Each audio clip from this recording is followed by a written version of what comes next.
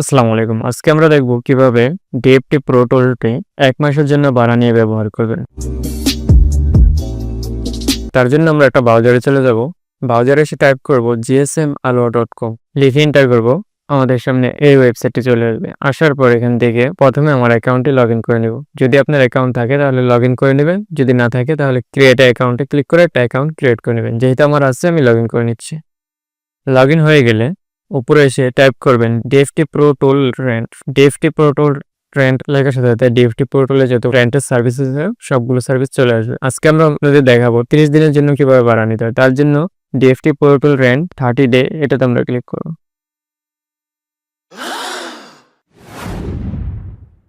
তারপর আমাদের সামনে এই পেজটি চলে আসবে।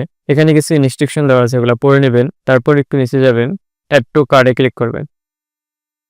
এখান থেকে সবকিছু ঠিকঠাক থাকলে চেক আউটে ক্লিক করে দিবেন।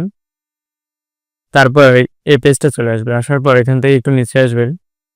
এখান থেকে আমাদের পেমেন্ট করতে হবে। পেমেন্টের জন্য 3টা সার্ভিস দেওয়া আছে, বিকাশ, রকেট, নগদ। আপনি চাইলে যেকোনো একটা দিয়ে পেমেন্ট করতে পারেন। আমি বিকাশে পেমেন্ট করব, তাই বিকাশ সেভ। এখানে একটা বিকাশ নাম্বার চলে আসছে, এই নাম্বারে আমাদের পেমেন্ট করতে হবে। কত টাকা পেমেন্ট করব? এখানে যত টাকা থাকবে এই টাকাটা আমাদের সেন্ড মানি করতে হবে। তো আমি এই টাকাটা সেন্ড মানি করে দিচ্ছি। সেন্ড মানি করা হয়ে গেলে আমি যে নাম্বার থেকে সেন্ড মানি করেছি সেই নাম্বারটা আমি এখানে দিব, এবং আমি যে সেন্ড মানি করেছি তার একটা ট্রানজ্যাকশন আইডি আছে, ট্রানজ্যাকশন আইডি আমি এখানে দিয়ে দিব। দেওয়া হয়ে গেলে এখান থেকে একটু নিচে যাব। এখানে একটা টিক মার্ক দিয়ে প্লেস অর্ডারে ক্লিক করব। দেখতে পাচ্ছেন আমার অর্ডারটি হয়ে গেছে, আমাকে থ্যাংক ইউ জানিয়ে দিয়েছে। এখন অর্ডারটি কি অবস্থা আছে তা দেখার জন্য মেন এখানে মাউসটা ধরে অর্ডারসে যদি ক্লিক করি, তাহলে প্রথমে যে অর্ডারটি দেখতে পাচ্ছেন এটা মাত্র অর্ডার করেছি। এটা হচ্ছে আমার অর্ডার আইডি এবং এটা হচ্ছে আমার অর্ডার ডেট।